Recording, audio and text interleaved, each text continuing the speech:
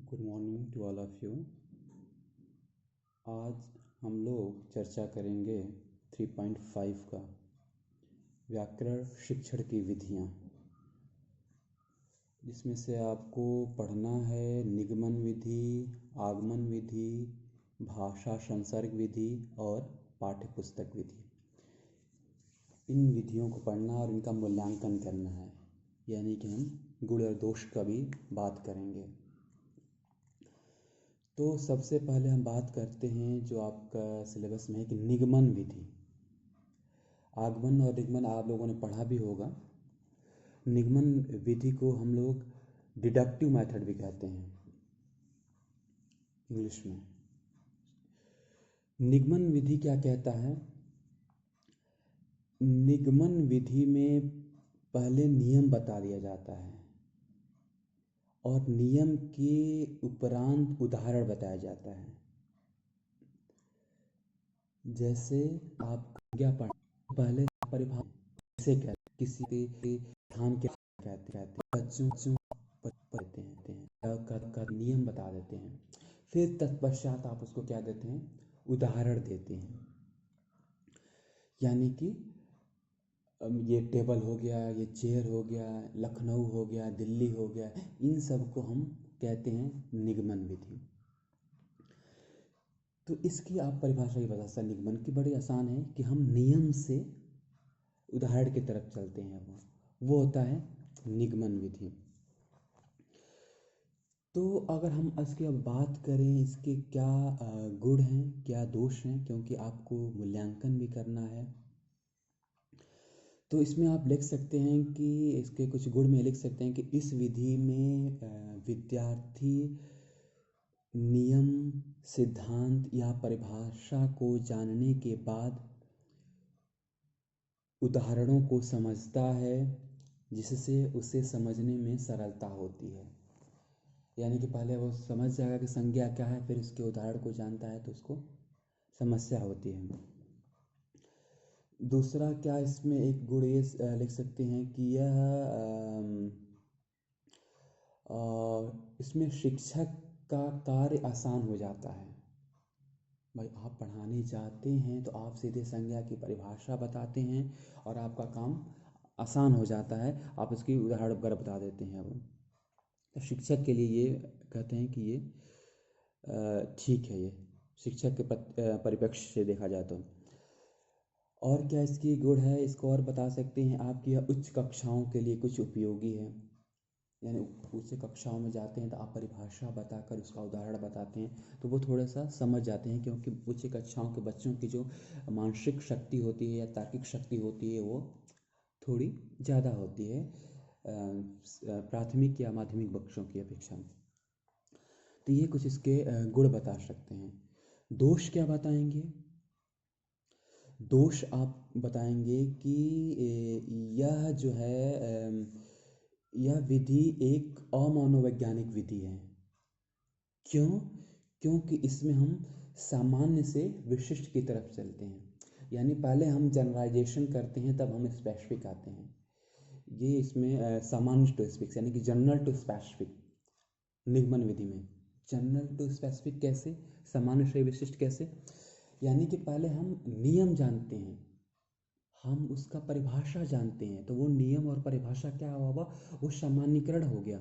उसके बाद हम विशिष्ट की तरफ आते हैं। विशिष्ट यानी कि उसके तरफ हम आते हैं दिल्ली, लखनऊ, कुर्सी, मेज, पंखा, किसी का नाम, वो विशिष्ट हो गया वो। तो आप हम सामान्य से विशिष्ट की तरफ आते हैं, तो ये करें कि ये अमनोवैज्ञानिक है। वो हमें विशिष्ट से सामान्य की तरफ जब हम जाते हैं तो वो मनोवैज्ञानिक कहलाता है। और इसका क्या दोष है? इसका दोष यह है कि इसमें विद्यार्थियों को नियम को रटने की आदत पड़ जाती है। अर्थात संज्ञा की परिभाषा वो रट लेगा, सर्वनाम की परिभाषा वो रट लेगा, संधि विच्छेद या कारक की परिभाषा रट लेता है वो। क्यों? क्योंकि उसको आसान होता है, रट के उसका उदाहरण देता है वो। तो ये कह रहा है कि रटने की क्षमता पर बल देता है। और क्या इसका दोष लिख सकते हैं कि इसमें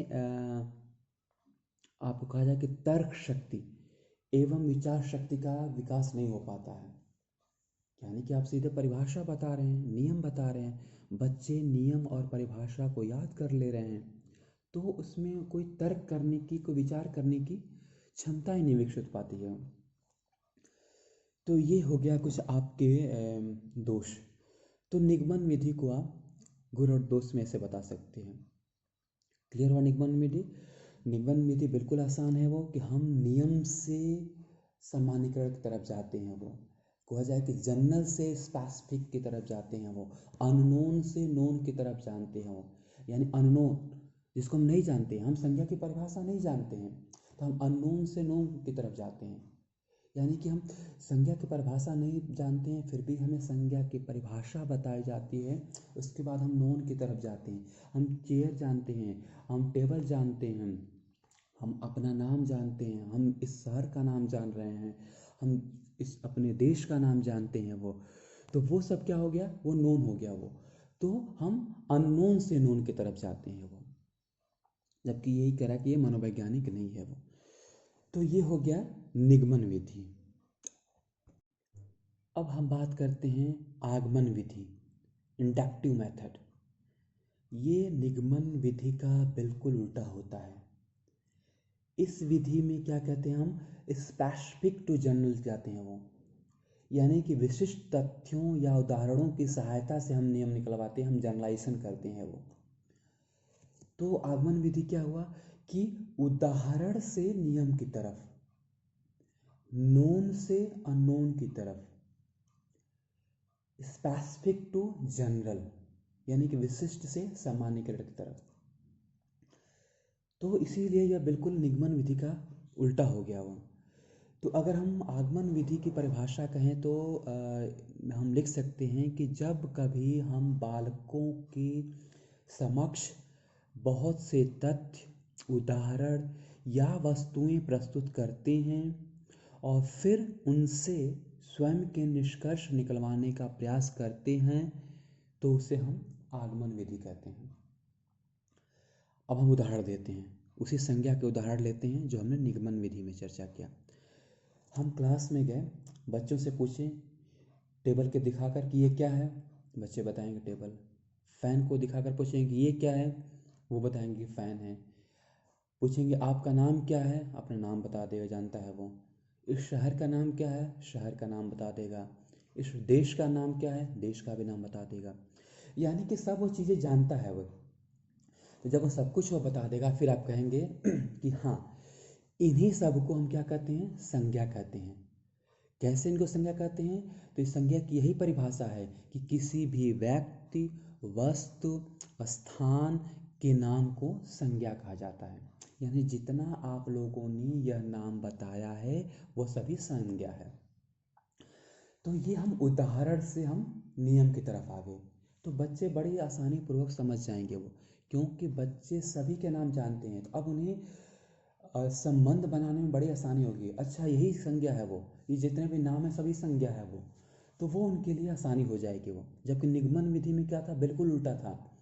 पहले हम संज्ञा की परिभाषा बताते थे, तब हम उसको उदाहरण देते थे। लेकिन यहाँ पे बिल्कुल स्पष्ट है कि पहले उदाहरण बताएंगे, पहले हम उसका बच्चों से हम जो जानते हैं उसको बताएंगे, उसकी तरफ हम उसको अनजान की तरफ ले जाएंगे। तो आगमन विधि में यही है वो। अब हम इसके भी गुण और दोष की बात करते हैं। क्या इसका गुण होगा? इसका गुण यह हो जाएगा कि इस विधि में छात्र सक्रिय रहते हैं। यानी कि छात्रों से ही आप उदाहरण पूछते हैं तो वह छात्र सक्रिय रहते हैं। और क्या, यह विधि सरल एवं स्वाभाविक है, यानी कि आसान है। बच्चों से आप पहले पूछते हैं कि नाम बताइए, अपना नाम बताइए, अपने देश का नाम बताइए, अपने शहर का नाम बताइए, तो बच्चे बड़े आसानी पूर्वक बता देते हैं। तो यही कह रहा है वो कि यह सरल एवं स्वाभाविक है। और इसका गुण आप क्या बता सकते हैं कि यह विधि पूर्णतः मनोवैज्ञानिक है। निगमन विधि क्या था? अमनोवैज्ञानिक था, लेकिन यह विधि मनोवैज्ञानिक है। वो मनोवैज्ञानिक क्यों है?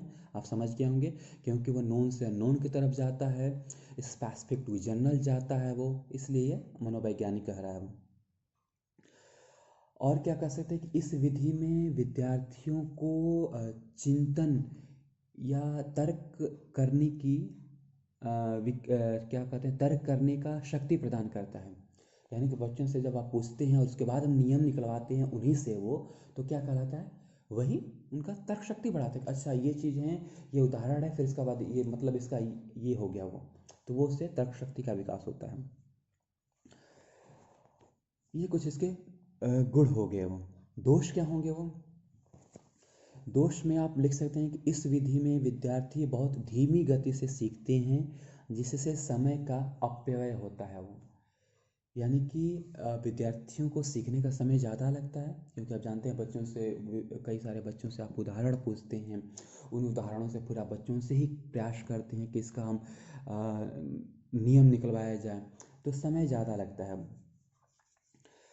और क्या इसका दोष हो सकता है कि विद्यार्थियों द्वारा प्रतिपादित नियम, सिद्धांत या परिभाषा में त्रुटि की संभावना बनी रहती है। हो सकता है कि बच्चों से पूछें कि हाँ ये व्यक्ति है, वस्तु है, स्थान है, क्या कहते हैं उसको, तो कई सारे बच्चे कह सकते हैं हाँ सर्वनाम कहते हैं वो, कई सारे विशेषण का नाम बताते हैं, विशेषण कहते हैं, जो भी एक अलग बता सकते हैं वो। तो ये कह रहा है कि उससे क्या होता है कि त्रुटि की संभावना बनी होती है। और क्या हो सकता है कि यह शिक्षक के लिए भी थोड़ा कठिन होता है। क्यों? क्योंकि भाई शिक्षक को हमें नोन से अननोन की तरफ ले जाना है, यानी कि बच्चों से जो जानते हैं पहले वो पूछना है। वो तो उसको उदाहरण खोजना, उसको कैसे बच्चों से निकलवाया जाए, सामान्यीकरण किया जाए, उससे बच्चों को भी शिक्षक को भी कठिनाई होती है। तो यही कह रहा है कि ऐसे शिक्षक को भी कठिनाई का अनुभव होता है वो। तो ये हो गया आपका आगमन विधि। तो दो बिल्कुल आपको स्पष्ट है, निगमन विधि यानी कि डिडक्टिव मेथड, आगमन विधि यानी कि इंडक्टिव मेथड, दोनों बिल्कुल एक दूसरे के विपरीत हैं। तो लेकिन जो भाषा शिक्षण में हम कहते हैं कि आगमन विधि को अच्छा माना जाता है निगमन विधि की अपेक्षा। क्यों? क्योंकि इसमें आप देखें कि मनोवैज्ञानिक विधि है, नोन से अननोन की तरफ जाते हैं, स्पेसिफिक टू जनरल जाते हैं, इसलिए आगमन विधि को हम ज़्यादा महत्व देते हैं। लेकिन आप देखते होंगे कि कक्षाओं में ज़्यादातर निगमन विधि का ही प्रयोग करते हैं, क्योंकि वो शिक्षक के लिए आसान होते हैं, इसीलिए वह निगमन विधि के माध्यम से व्याकरण पढ़ा देता है। अब आता है आपका तीसरा विधि है पाठ्य पुस्तक विधि। पाठ्य पुस्तक, इस नाम से ही लग रहा है कि पाठ्य पुस्तक, यानी कि जो विधि जो पाठ्य पुस्तक में दिया हो गया वही पढ़ाया जाता है। तो पाठ्य पुस्तक विधि भी बहुत प्रचलित है आजकल के समय में।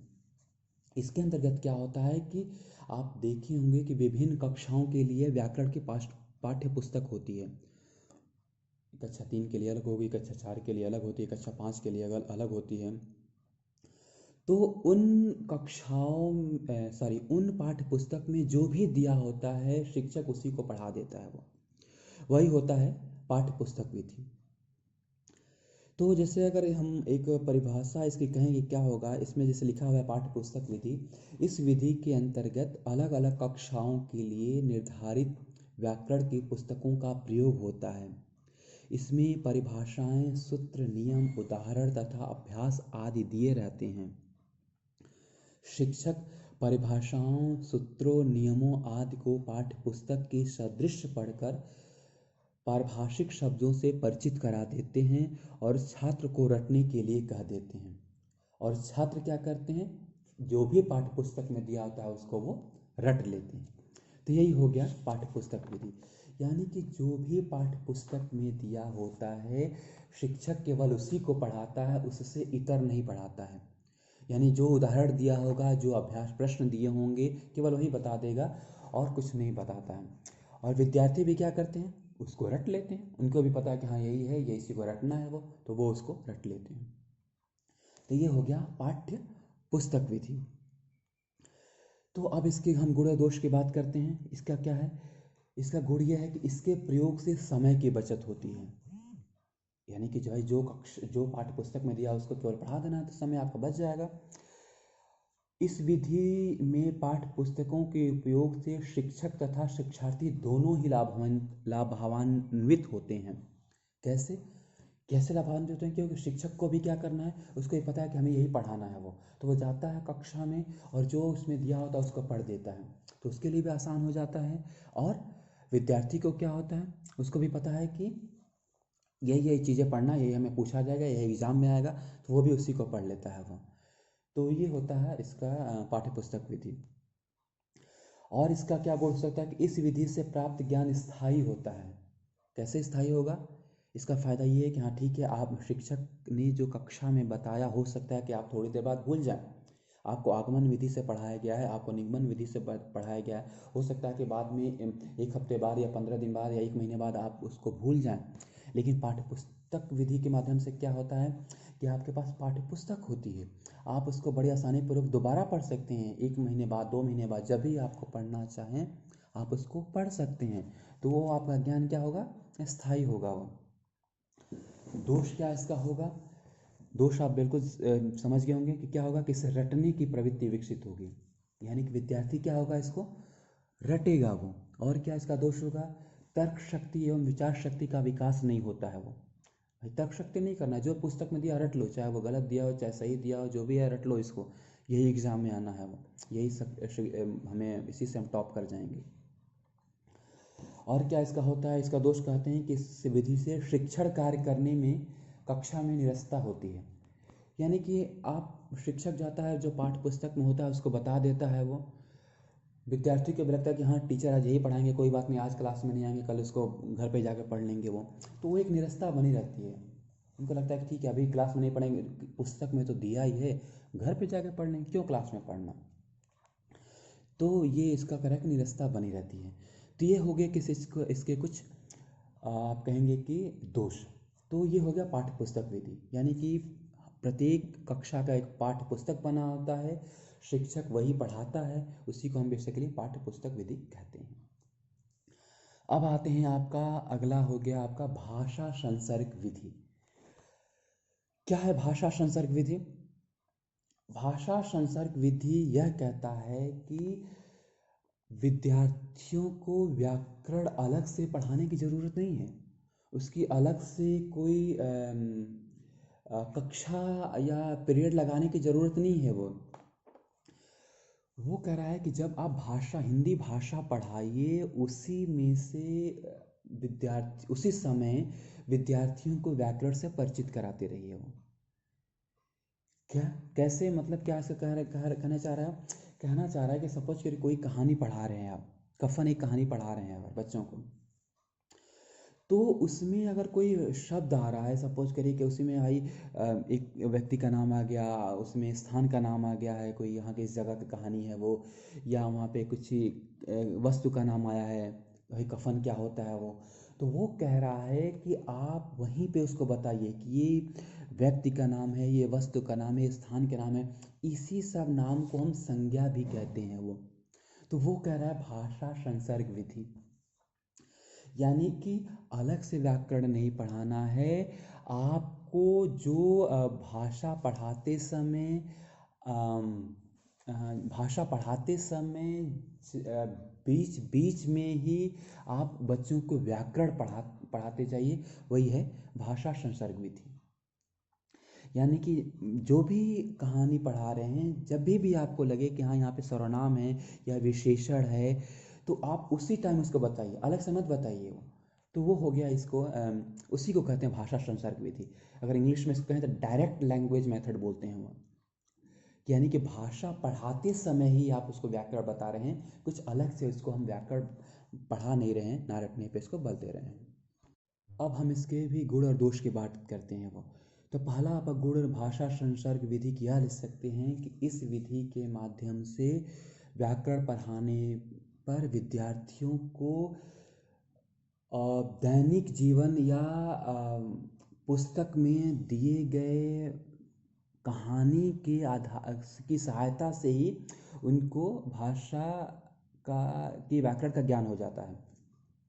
यानी कि उनको अलग से हम उदाहरण बताने की ज़रूरत नहीं है। उस पुस्तक में, उस कहानी में जो भी व्याकरण दिया, जो भी उदाहरण दिया हो गया होगा, उसी से बच्चों को संज्ञा, सर्वनाम, विशेषण समझ सकते हैं।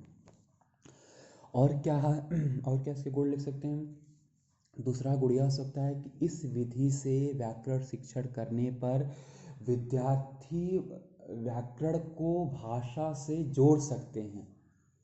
यानी कि हम अलग से व्याकरण पढ़ाते हैं तो उनको समझ नहीं आता कि हम क्यों संज्ञा पढ़ रहे हैं, हम क्यों सर्वनाम पढ़ रहे हैं, हम क्यों विशेषण पढ़ रहे हैं।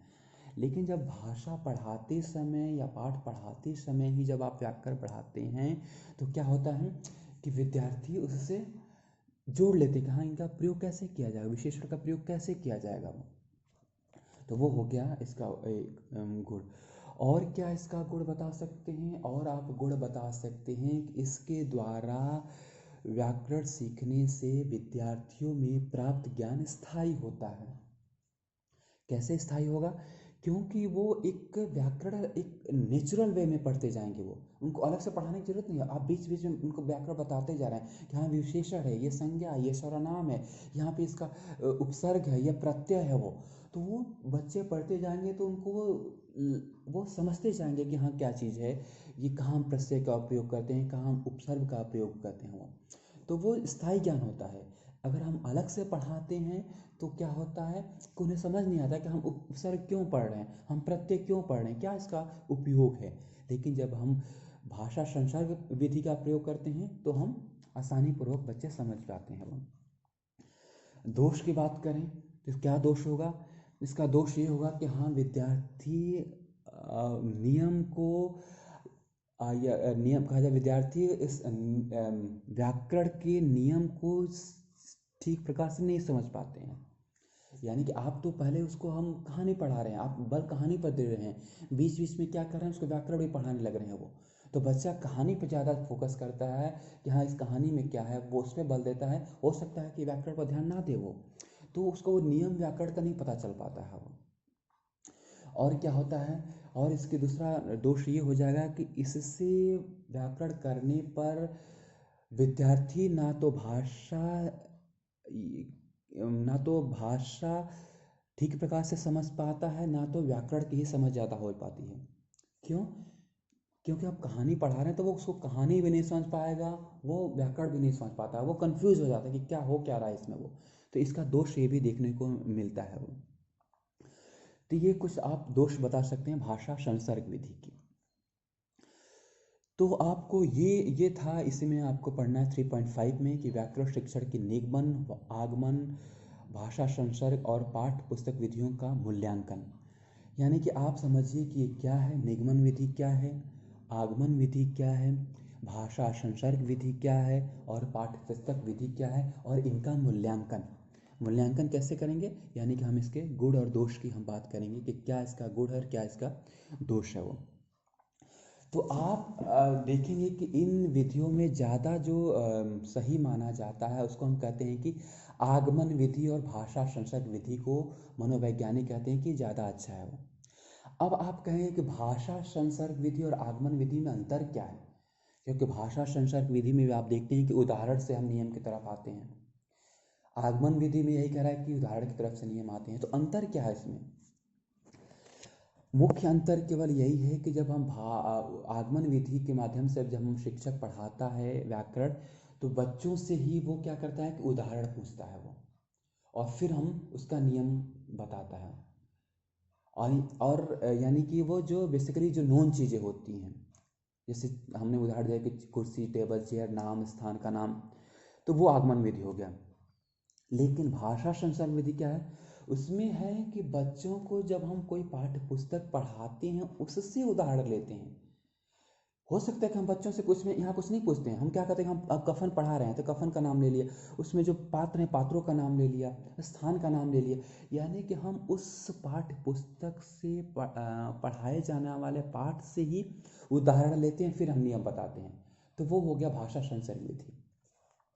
तो देखने में तो एक ही लग रहा है, लेकिन थोड़ा सा अंतर इसमें ये है कि आगमन विधि में हम बच्चों से उदाहरण पूछते हैं, लेकिन भाषा संसर्ग विधि में हम पुस्तक से ही उदाहरण लेते हैं। तो इन विधियों में आगमन और भाषा संसर्ग विधि को मनोवैज्ञानिकों ने अच्छा माना है कि इसके माध्यम से व्याकरण करना चाहिए। लेकिन फिर भी वही, जैसे हमने गद्य और पद्य शिक्षा में बात किया था कि कोई एक विधि उपयुक्त नहीं है, सभी विधियों के मेल से ही हमें शिक्षण करना चाहिए। वो जो संयुक्त विधि हम कहते हैं, संयुक्त विधि का प्रयोग करना चाहिए, तभी कोई भी, चाहे वो गद्य हो, चाहे पद्य हो, चाहे व्याकरण हो, हम अच्छी प्रकार से पढ़ा सकते हैं। तो 3.5 में यही था वो। तो यहीं पे आपका ये 3.5 के साथ इकाई 3 भी ख़त्म हो गया है। तो आप लोग इसको पढ़िए, कुछ भी कहीं भी समझ नहीं आ रहा है तो इसको हमें आप बार बार करा के पूछिए। और मैं ये भी कह रहा हूँ कि आप इसके अपने शब्दों में नोट्स बनाते रहिए। जो भी मैं रिकॉर्ड करता हूँ, आपको ऑडियो भेजता हूँ, जो भी नोट्स भेजता हूँ, उसको अपने शब्दों में ज़रूर बनाइए, जिससे आप जल्दी उसको सीख सकेंगे। ठीक है, फिर आज यहीं रखते हैं। Thank you so much.